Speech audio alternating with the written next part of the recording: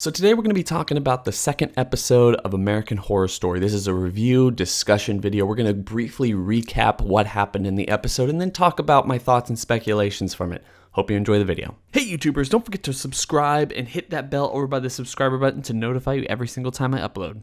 Enjoy the video. So like I said in the beginning, guys, today we're going to be talking about American Horror Story episode 2 of the Apocalypse season, the crossover between Murder House and Coven.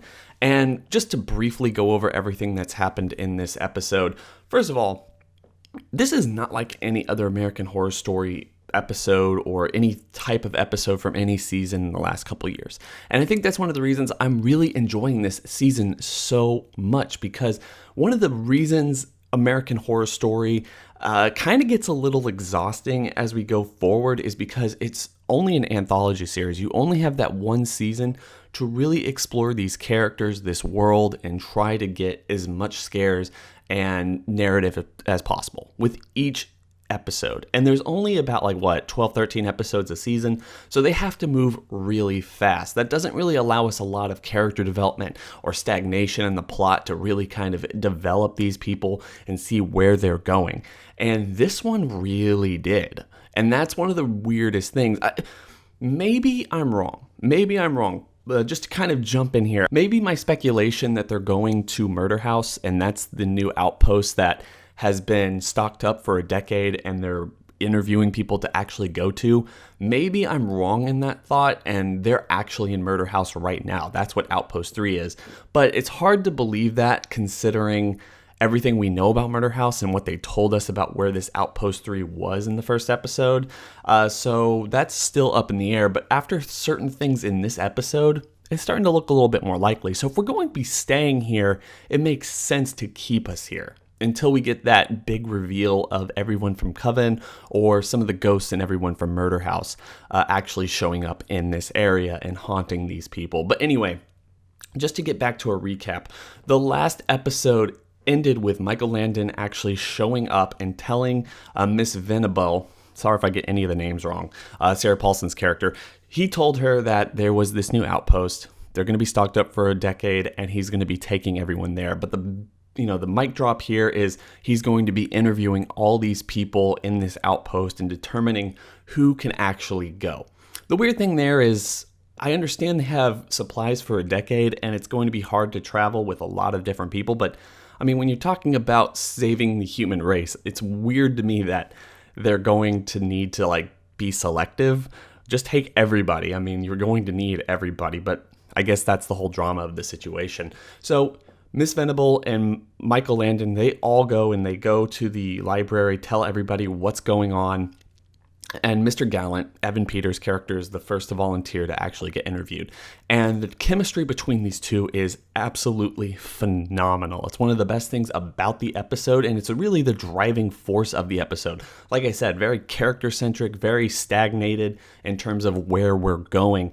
And yeah, it's just it's weird because when they're actually interviewing and he's talking about, look, I'm gay, but I can actually sleep with women. I can help procreate. Well, we don't really need that. I mean, that's really interesting dialogue between two people, especially in this situation. Where is the power play here? And what is Michael's whole thing? What is he hiding from everyone? But anyway, after that, they have this flirtatious back and forth because Gallant actually says that Michael's gay and they think that there's a spark there, or at least he believes so. And when he goes back to his room, we get the big, huge thing from this episode. The Leatherman is back from Murder House, right? And he actually ends up sleeping with Mr. Gallant. His grandmother comes in and sees and tells on him with Miss Venable and everybody else to actually get him murdered. And this is a plot from her to actually whittle down everyone so they will take her to this new outpost because, there's very few people left and she doesn't believe that he deserves to actually go based on his entire livelihood or lifetime of complete and utter failure and addiction and all this other stuff. Plus, there is a little bit of a hint there that his gay lifestyle is something that she's tried to be very supportive of, or at least trying to get him on the right path. But he was always not the type of gay that she wanted, or she wasn't really truly accepting of his livelihood. So they kind of hate each other and they're trying to get back at each other. That all comes to a head at the very end of the episode where after Mr. Gallant gets tortured and Michael actually comes in and tells him that, no, I didn't sleep with you. I wouldn't sleep with you if you're the last man on the earth, and you might as well be at this point. He goes back to his room and he actually finds the Leatherman waiting for him again. And even though he's a little mad at Michael at this point, he tries to like seduce him. He's like having sex with him, and then he ends up stabbing the Leatherman, which ends up being his grandmother. No idea how that's possible. But if you remember what I said, it's starting to look like this could just be the murder house. Who knows at this point? The other major plot point right now is Miss Venable and Michael are at odds at this point, because it looks like all the rules she gave everyone at this outpost were actually her made-up own rules. They have nothing to do with this group that's been organizing all this stuff. Michael even says that he was very involved in actually making all the rules, and he didn't hear or know anything about the whole non-sex rule. Of course, Timothy and Emily figured all this out because for whatever reason, and this is one of the weirder things of the episode, and just kind of an Apple advertisement dropper really, in Michael's room, he has an Apple computer that is hooked up to the internet and sending emails. That's really crazy. I mean, it's not super crazy considering the email system and internet was made for situations like this. But anyway, they find a computer in his room, read those emails, and decide that, oh, now it's time for them to have sex. And then Miss Venable actually ends up figuring out. And Miss Mead, the Kathy Bates character, takes them away. Timothy gets away, shoots Miss Mead, and then we get to see that she's not really human. I mean, maybe it's like a cyborg thing. The first thing that came to mind was Alien and Aliens, where the cyborgs bleed white, and it's not really blood. It's like this goo or something that's in cyborgs. Who knows? The idea, or synthetics, that's what they're called. The cool thing about this episode, in my opinion, is we are starting to get glimpses as to what is this season's main direction. And I'm still not very sure whether we're going to be in this outpost for the entire time or we're going to actually move to the other one.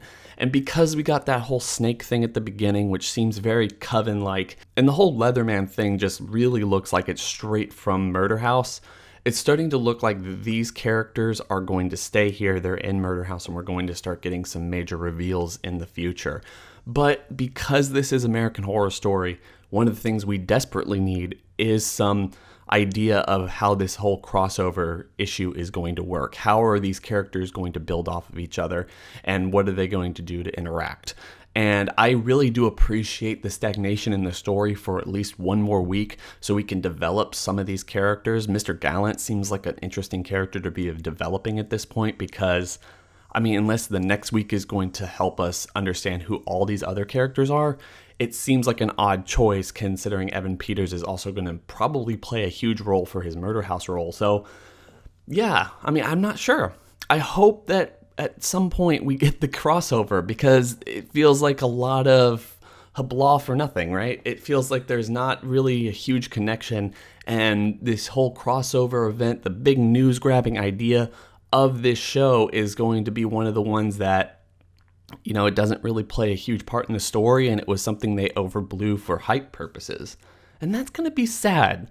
It's going to be real sad if they do that. So hopefully everyone liked the episode. Hoping everyone actually likes the season. I'm really liking it thus far, and I really hope that the gears get going a little faster in next week's episode. But I really like the reprieve from, you know, quick pace, super annoying storytelling that this show usually falls into. Hope everyone's having a fantastic day. Don't forget to like, comment, and subscribe. Hit that bell over by the subscriber button to notify you every single time I upload. Like American Horror Story reviews every single week. Hope everyone's having a fantastic day. It's been real.